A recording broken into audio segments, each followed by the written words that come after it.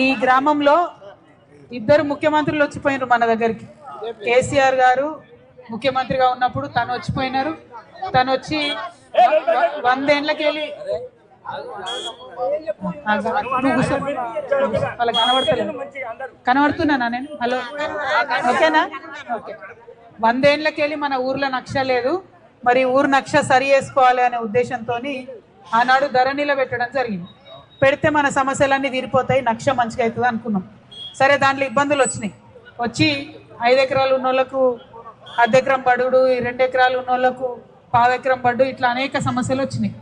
వచ్చిన తర్వాత మధ్యలోనే రేవంత్ రెడ్డి గారు కూడా వచ్చిపోయారు. వచ్చి ఆయన ఏమన్నాడు, కేసీఆర్ చేసింది బాగాలేదు, నేను మంచిగా చేస్తాను అని ఆయన ఎక్కి కూడా 2 ఏళ్ళు. మరి అది కూడా ఏం అవ్వలేదు. అయితే ఇప్పుడు వాళ్ళు చేసిండ్రా వీళ్ళు చేసిండ్రా అన్నది పక్కన పెడితే ఎంతమంది వచ్చినా ఇప్పటివరకు సమస్య పరిష్కారం కాలేదు. కాబట్టి గ్రామస్తుల తరఫున ఈ విషయం అయితే ఎవరో ఒకరు మాట్లాడాలి. ఏది ఎవరికి కూడా ఈ మొత్తం నక్షకు సంబంధించి కానీ, కరెక్ట్గా పట్టాలకు సంబంధించి వివరాలు పడకపోవడం కానీ, కొన్ని పట్టాలు ఉన్నాయి లవాణి పట్టాలని పడడం కానీ, అసలు మొత్తం తెలంగాణ అంతా అందరికీ రైతు బంధు వచ్చింది, మీకు సరిగా రాలే రైతు బంధు. ఎన్నడూ సరిగ్గా అందనటువంటి పరిస్థితి ఉన్నది. వచ్చి ఉంటే మీకు గవర్నమెంట్ సొమ్ము ఇప్పటివరకు దక్కలేదు. వచ్చి ఉంటే బాగుంటుండే, కానీ రాలేదు, ఇబ్బంది అయింది. ఆ ఇబ్బందులు తొలగించుకోవడానికి అందరం కలిసి ప్రయత్నం చేద్దాం అనేది నా ఉద్దేశం. అందుకోసం ఇక్కడికి రావడం జరిగింది. సాదా బైనామాలు కూడా ఇవ్వలేదా? ఇవ్వలేదా? రాసి అప్లై చేసి 2 సార్లు 10 ఏళ్ళ నుంచి అదే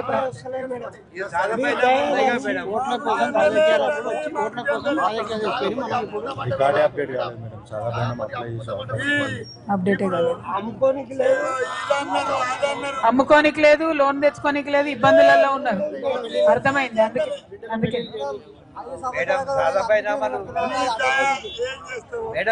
ఇంకొక ఇయ్యలే చెప్తున్నా, సాదా బైనామాలు ఇయ్యలే. ఇంకొక ముచ్చట నాకేం తెలిసిందంటే, ఈ 3 చింతల దగ్గరకు పోయి ఏమైందే లొల్లి మాట్లాడతారు ఎవరు? వచ్చా ఇగో మాట్లాడు, అంతే అంతే, ఒక్క నిమిషం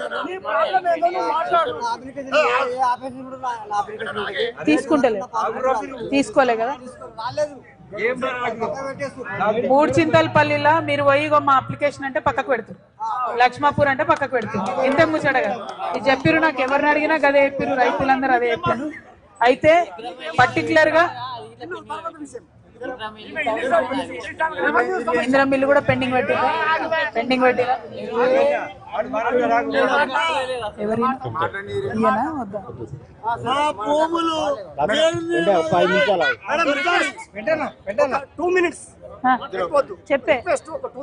చెప్పు.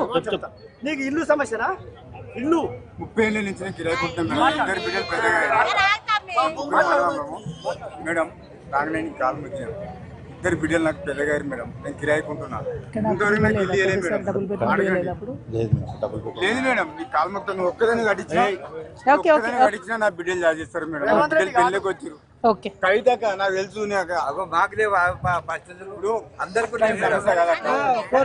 ఇల్లు కట్టించిన నా జీతంలో నా పిల్లలు చేస్తారు. ఓకే, నేను మీ వివరాలు తీసుకొని మాట్లాడతాను మీతో, టెన్షన్ పడకండి. ఓకే, మాట్లాడు. ఏం పేరు? మీ పేరేంటి? వెంకటేష్. మీరు ఉండండి. ఓకే, డోంట్ వరీ, మాట్లాడతా. ఒక్క నిమిషం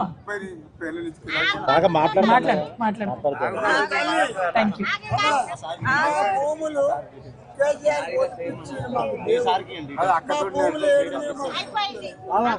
ఏం కాదు. నేనేమంటున్నా అంటే, భూములు ఇద్దరు ముఖ్యమంత్రులు వచ్చిపోయినా రాలే మనకు, కానీ ఇప్పుడు జర కొట్లాడదాం, తెచ్చుకుందాం. మీరు రెడీ అయినా? మరి లొల్లి పెడతారా? లక్ష్మపూర్ వాళ్ళు వస్తారా 7 గంటలకి? ఏమో సగం మంది అయితే తలకైనా వస్తారా? ఓకే, అట్లా వచ్చేది ఉంటే ఖచ్చితంగా మాట్లాడతాం. మరి అందుకోసమే అంత దూరం నుంచి ఇక్కడికి వచ్చినాం. మేడ్చల్ జిల్లా అంతా తిరుగుతున్నాం. మేడ్చల్ జిల్లాలో ప్రత్యేకించి ఈ గ్రామంలో ఈ సమస్య ఉందని తెలిసి మరి రావడం జరిగింది. దీనికోసం సహకరించినటువంటి లక్ష్మపూర్ గ్రామస్తులందరూ కూడా హృదయపూర్వకంగా ధన్యవాదాలు. జై తెలంగాణ. మీ మొత్తం పేరేంటి?